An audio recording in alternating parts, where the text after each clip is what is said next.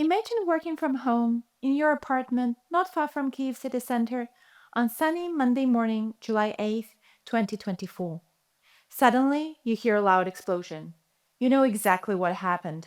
Another massive missile strike by Russia. You check on your family.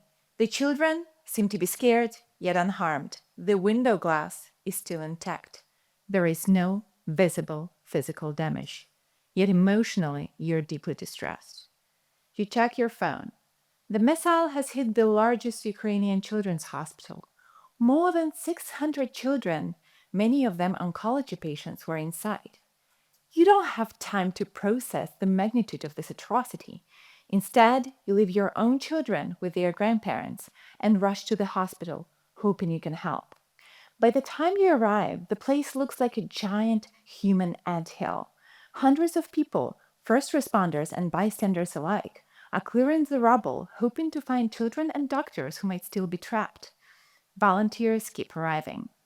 You form long lines, passing bricks, pieces of medical equipment, and broken glass to speed up the rescue effort. You work until late at night. Not for a single second does it occur to you that your personal contribution might be too small to make any difference. You stay resilient in the face of terrible disaster. My name is Anastasia Vlasenko. I'm a political scientist studying civic engagement, collective action, and democratic resilience with a focus on Ukraine, the country I'm proud to be from. The story I just shared is deeply personal. It happened to my friends, and they remember it as if it were yesterday. My research examines why individuals choose to participate in high cost collective action even when their personal contribution seems to be negligible. That brings us to the key question: why do we stay resilient? According to standard game theoretic models, the personal cost of participation outweighs the benefits society gains from our individual effort. So, where does this deep conviction that our actions matter come from? Well, research suggests several explanations. We may act because we think this is the right thing to do, something scientists call normative motivation. We may act because we want to express our values and identity. We may act under social pressure. Listening to this, you might be thinking, well, that makes sense. You might even recall voting in an election knowing that your individual vote will not change the outcome, yet doing so to stand up for democracy because you want to express your values or because someone insisted that you should. But these are individual motivations. So, how come hundreds of people choose to show up and help within minutes? The answer lies in the preconditions for collective action that allow us to survive not only as a species, but as a society.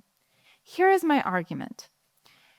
This type of community based collective action, like clearing rubble at the children's hospital, is most likely when individuals have existing systems to rely on, institutions that form infrastructure of collective action, and shared expectations about what constitutes normal behavior at the time of crisis. But where does this infrastructure come from? To answer this, we need to look at the history of collective action in Ukraine. It all begins with the collapse of the Soviet Union. While many remember this process as relatively peaceful, the reality was much more complex. In Ukraine, it was preceded by mass protests known as the Revolution on Granite. When students set up their tents on Kyiv's Central Square in 1990, they had to come up with a set of new rules. Don't leave until your goals are achieved. Support one another. Cooperate with healthcare providers in case of hunger strikes. That was also the first time when volunteering extended beyond response to urgent needs. Ukrainian pop stars held free concerts on the square, the tradition that would continue for years. 14 years later, the Orange Revolution was much larger, yet many behavioral patterns remained the same. Protesters did not leave until their demands were achieved. Thousands of people volunteered to provide food, medical services, legal assistance, and even entertainment. While responding to urgent needs, they were building something much deeper. Shared expectations about what constitutes normal behavior at the time of crisis, and infrastructure of collective action. So when the Euromaidan began in 2013, the society was ready. People knew where to go and how to help. They understood how to stay organized during violent clashes and how to support one another.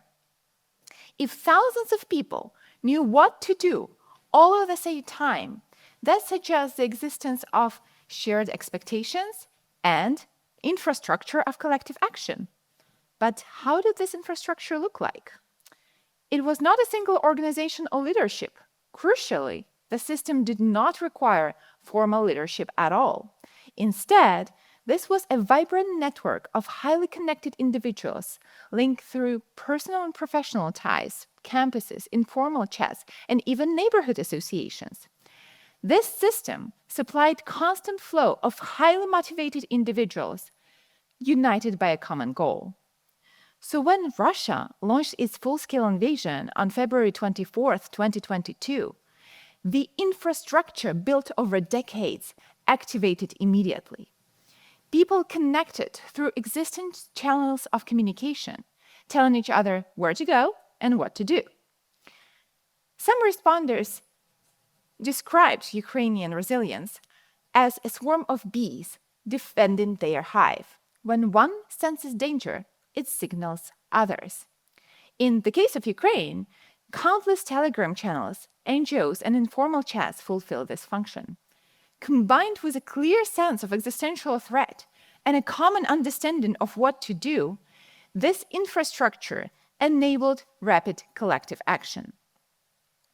In short, if we want resilient societies, we need to provide individuals with opportunities to practice collective action long before a crisis occurs. Ukrainians often say, "Разом нас багато, нас не подолати." Together we are many, we cannot be defeated. This idea has deep roots in community-based collective action. So today, I encourage all of you to think about your own communities and ask, what infrastructure exists that helps helping? What shared expectations encourage to show up? And what can be built today so that when crisis occurs tomorrow, helping others feels not extraordinary, but natural? Thank you.